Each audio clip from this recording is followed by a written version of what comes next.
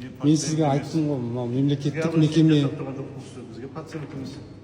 Бұл мемлекеттік мекеме ғой, бауырым. Бұл жерде өз құқығымызды қорғау үшін қазір тұра тұрыңыз, мен айтып алайын. Тұра тұрыңыз. Мен айтып алайын, содан кейін айтыңыз. Бұл приемный покойға келдік. Сәлеметсіздер, ассалаумағалейкум.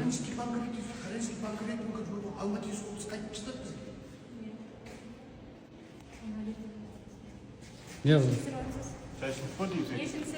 Түсіреміз, бұл мемлекеттік мекеме. Жайшылық. Мемлекеттік мекеме болғандықтан кез келген Қазақстан Республикасының азаматы өз құқығын қорғау мақсатында видео, аудио, бейне жазба түсіруге қақылы. Ол заңда көрсетілген. Мен сол құқығымды пайдаланып, видео, аудио жазба түсірдім. Соны келіп, міне аудио, видео жазба жүргізіп жатырмын деп ескертейін деп осы жерге келгенім сол еді. Мына азамат маған жүгіріп кәдімгідей, мынау бір бандит сияқты ғой. Мемлекеттік қызметкерсің десем, мен мемлекеттік қызметкер емеспін, мен больницаның қызметкерімін дейді. Больница сенің жеке меншігің емес қой. Ал айта беріңіз аға. Сіз алдымен бар ғой, представляция бар ғой. Міне, сіз бар ғой, мен қазір қарсы боламын. Жоқ, бұл мен сізге тағы да айтып отырмын ғой.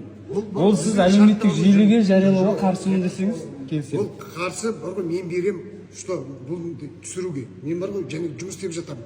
Сіз бар ғой, маған қарсылық, зиян маған не етіп отырасыз? Соң мен бар қарсылық не етемін? Аға, қараңыз, сіз, мен тағы да ескертіп айтамын. Мемлекеттік қызмет мекемеде жүрсіз ғой. Сіз өз үйіңізде жүрсем, сіздің құқығыңызды шектеген болады. Мен бар ғой, қарсы болатын кезім болады, что бұны көрсетпе.